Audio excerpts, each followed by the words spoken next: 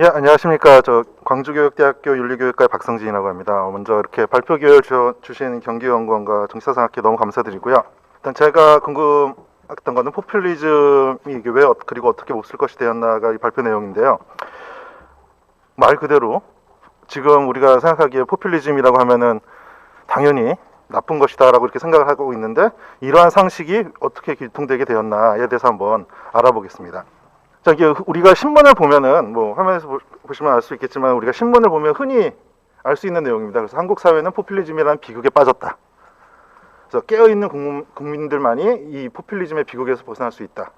그러니까 포퓰리즘에 나라가 무너지고 있다라고 이렇게 자연스럽게 제목에다 달고 이렇게 자연스럽게 시민들을 이렇게 설득하고 있는데, 그리고 또 우리가 뭐 정치인들 토론할 때 보면은 흔히 알 수 있죠. 뭐 어떤 정책이나 뭐 이런 것들 얘기할 때 상대방 정치인이 그거 포퓰리즘 아닙니까라고 하면은 아닙니다, 이거 포퓰리즘 아닙니다라고 이렇게 변명을 하기 바쁜데, 그러니까 이러한 신문에서 저렇게 한국 사회는 포퓰리즘 비극에 빠졌다, 그러니까 정치인들이 뭐 포퓰리즘을 공격하면 아니라고 변명하기 바쁘다라고 하는 거는 이미 우리 사회에서 포퓰리즘에 대한 가치 평가가 끝났다는 얘기입니다.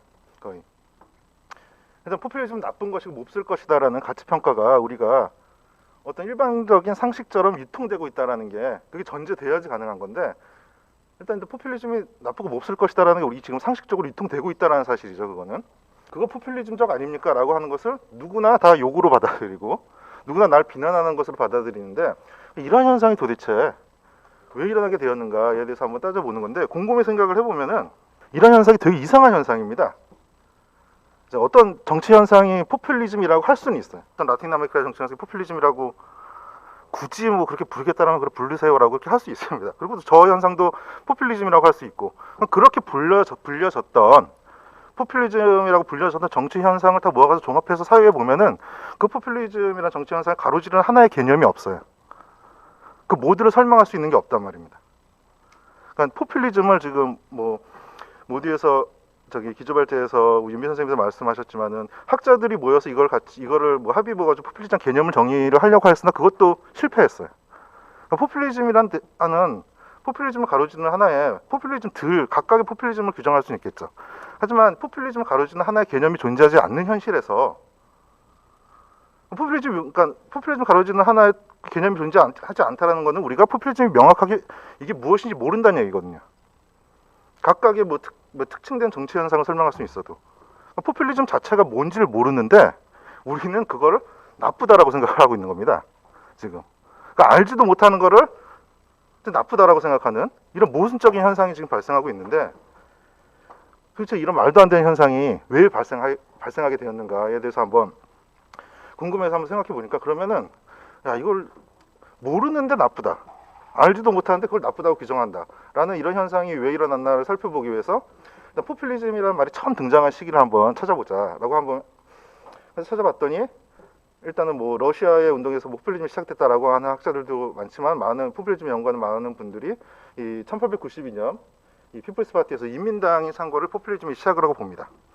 자, 미국에서 이 인민당이 창당했던 여기서 이 발기인들이 창당했던 시점에 모여가지고 스스로를 포퓰리스트라고 그랬어요. 우리는 포퓰리즘이고 우리는 포퓰리스트라고 하면서 이 포퓰리스트라는 용어를 굉장히 자랑스럽게 생각했었어요. 제일 처음에는 우리의 이 포퓰리즘 운동과 우리 포퓰리스트로서의 포퓰리즘 운동이 언젠가 역사에서 좋은 평가를 받을 것이다 라고 이렇게 해서 스스로 자랑스럽게 여겼는데, 곰곰이 이 내용을 보면은 이 포퓰리즘이라는 건 어떤 뭐 이데올로기나 정치 이념이 아니고 하나의 정치 뭐 운동이었고 한 정치 구호였단 말이에요. 하나의 이념이나 개념이 아니었단 말이에요. 하지만 인민당이 뭐 정권을 잡지 못하고 이렇게 잊혀져 가고 있었는데, 그냥 제일 처음에는 그냥 긍정적인 이미지를 또 그냥 가진 하나의 정치 운동에 불과했던 이 포퓰리즘이라는 것이 도대체 왜 이렇게 나쁜 것이 되었나를 곰곰이 한번 생각해 보니까, 그 이후로 일단은 앞에서 우리 김은중 선생님께서 말씀하셨지만은 이 포퓰리즘이 또 다시 등장하기 시작한 게 이 라틴 아메리카의 정치 현상을 이 포퓰리즘이라는 단어로 또 해석을 하기 시작을 합니다. 그러니까 이전에 이 인민당에 있는 사람들이 그냥 이 역사 속으로 사라지긴 했지만은 그 당시 강렬한 인상이 있었죠. 그러니까 기득권에 저항했었던 강렬한 인상이 있습니다. 금본위제를 반대하고 금은본위제를 주장하고, 그리고 동시에 민영화에 대해서 강력하게 반대하고, 이렇게 해서 기득권에 저항했었던 그런 기억만 남기게 사라지게 됐는데, 그 이후로 라틴 아메리카 정치 현상을 포퓰리즘으로 해석을 하기 시작하면서 라틴 아메리카의 부정적인 모습을 다 이게 포퓰리즘 때문이다, 그 원인이 포퓰리즘 때문이다라고 말도 안 되는 해석을 하기 시작을 합니다. 보통 영미 쪽 학자들이 보통 이런 해석을 많이 하기 시작을 하는데, 그 한국의 경우도 이렇습니다. 한국의 경우도 그러니까 포퓰리즘에 대해서 하면서 포퓰리즘이라고 쓰고 가로 열고 애써서 대중영합주의라고 이렇게 말도 안 되는 해석을 해줍니다. 대중 뭐 인기주의라고 하면 포퓰러리티라는 말이 있는데, 포퓰리즘을 가로 열고 민중주의라도 뭐 인민주의 이렇게 해석하면은 괜찮은데, 포퓰리즘 가로 열고 대중영합주의라고 신문에 그렇게 굉장히 많이 등장을 하기 시작을 합니다. 그렇다면 도대체 이런 말도 안 되는 현상이 발생한 이유가 무엇이고, 이로 인해서 사람들이 포퓰리즘이라는 것을 이제 부정적인 인식을 갖기 시작을 하는데, 도대체 이런 말도 안 되는 현상이 발생된 이유가 무엇인가를 곰곰이 생각해 보면은, 결국 홍윤기 선생님의 분석대로 포퓰리즘에 대한 공세는 시민적 차원에서 연대적 진보를 추구하는 시민사회 모두 움직임을 사상적으로 규정하면서 실천적으로 봉쇄하는 이데올로기 담론이 작동했다라고 하는데, 이렇게 말도 안 되는 현상이 일어난 이유는 포퓰리즘을 애써 가로 열고 대중영합주의라고 말도 안 되는 번역을 해주고, 라틴 아메리카를 포퓰리즘이라고 해석을 하면서 라틴 아메리카의 부정적인 요소를 다 포퓰리즘이라는 원인으로 다 치부하고 하는 것은 어떤 권력이 작동했다는 것이죠. 권력 작용에서 어떤 담론을 생성했다는 겁니다. 결국 이것은 기득권이 민중의 의지가 결집하려고 하는 시도들을 애초에 원천적으로 차단하려고 하는 그런 권력 작용, 그런 담론 구조에 의해서 작동된 것이지, 이것이 포퓰리즘이 원래 뭐 실제하는 개념이며 동시에 포퓰리즘이 원래 뭐 안 좋은 것이다, 뭐 이렇게 한다, 뭐 그런 건 원래 없었고, 포퓰리즘이 지금 나쁘다, 포퓰리즘은 대중영합주의다 라고 하는 이상한 해석을 하는 것은 결국 기득권에 의한 가치의 전환, 기득권에 의한 어떤 담론, 권력작용이지 않는가, 이렇게 생각이 합니다. 그래서 포퓰리즘이라는 그 신입피양이 가진 그 신입피해, 포퓰리즘의 기를 기득권자들, 권력자들은 그것을 대중영합주의, 나쁜 것, 이런 걸로 이미 가치를 선정하고 그것을 점령해버린 거죠. 그리고 포퓰리즘은 대중영합주의고 나쁜 거니까 이것을 지향하는 것, 이것을 바로 교양이고, 이런 것을 지향하는 것이 교양 있는 사람이면 그것이 바로 지식이다라고 계속 유통을 하기 시작을 하는 것이죠. 이런 과정에 의해서 포퓰리즘은 지금 우리가 나쁜 것, 몹쓸 것으로 인식하게 되지 않았나, 이렇게 생각을 합니다. 자, 그렇다면 또 볼 게 있는데, 지금 포퓰리즘은 단순히 이제 기득권자들이 이제 대중의 의지를 결집하려는 시도들을 비판하기 위해서만 사용되지 않습니다. 트럼프도 포퓰리즘이고 샌더스도 포퓰리즘이고, 지금은 좌우파 가릴 거 없이 다 포퓰리즘은 나쁜 것이다라고 하면서 상대방을 비난하는데 이게 포퓰리즘이라는 용어가 사용되는데, 그렇다면 이렇게 광범위하게 사용되게 된 이유는 무엇인가? 기득권들의 가치 전환과 그 담론의 유통 구조에서 어떤 일이 있었나를 곰곰이 생각해 보면은, 그래서 이 광범위하게 유통되는데 무슨 일이 있었나를 곰곰이 생각해 보면은, 저는 이렇게 반업 효과라는 것으로 이렇게 설명할 수 있는데, 이게 이런 겁니다. 보면은 반업 효과라는 게 심리학에서 나온 용어인데, 자, 이런 거 한번 여쭤볼게요. 저기 우리 사회자 선생님, 홍 선생님 좀 고집이 좀 있으신 편이시죠? 아, 예, 그렇습니다. 근데 아주 가까운 사람 말은 좀 그래도 부탁은 좀 들어주는 편이시죠? 가까운 사람 거는. 뭐 그러려고 하죠. 예. 이게 반업 효과인데, 세상에 고집이 있으나 가까운 사람 부탁은 잘 들어준다. 90%의 사람이 이 성격이 다 포함이 됩니다. 다. 여기에 포함이 안 되는 게 없죠. 예를 들면 뭐 점쟁이들이 쓰는 방식이죠. 보면은 딱 사람 딱 들어오면 어유 쇠를 만지는 직업이구만. 딱 보면은 직업이 한 7, 80%는 쇠 만지잖아요. 다 컴퓨터를 만지고 다. 그런 식으로 굉장히 일반적이고 모호한 것을 얘기하면서 누구에게나 해당되는 거를 딱 저 사람이 너의 성격이 그렇지라고 이야기하면서 그 사람들의 신뢰를 획득해가지고, 저 사람 정말 유명한 뭐 점쟁이거나 아니면 저 사람 뛰어난 심리학자구나라고 하면서 신뢰를 획득해가지고 이제 사기를 치는 거, 이게 반업 효과인데, 저는 이게 이 포퓰리즘에도 그대로 적용돼 있다라고 생각을 합니다. 보면은 포퓰리즘을 규정하는 일반적으로, 그러니까 어떤 사전이라든가 아니면 책이라든가 뭐 이런 포퓰리즘을 규정하는 일반적인 내용들입니다. 인민회에 호소를 한다. 적과 동지를 구분한다.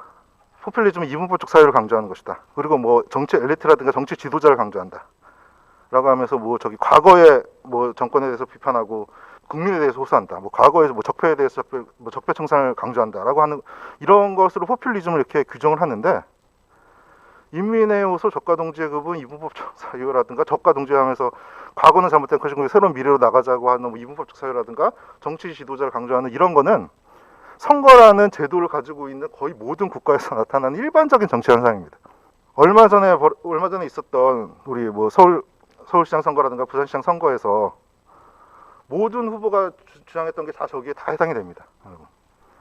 그러니까 모든 정치 현상을 다 설명할 수 있는 것을 포퓰리즘의 특징이라고 규정함으로써 모든 정치 현상을 다 포퓰리즘으로 포섭을 하고 상대방을 비난하는 요소로 쉽게 사용될 수 있게 이렇게 만드는 과정을 거치면서 포퓰리즘은 광범위하게 유통되기 시작을 했고, 그리고 포퓰리즘은 이제 과거 기득권의 가치전으로 만들어낸 포퓰리즘이 지금은 뭐 보수나 진보나 좌파나 우파나 상관없이 모두 상대방을 비판하는 그러한 용어로 그냥 사용되게 되지 않았나 이렇게 생각을 합니다.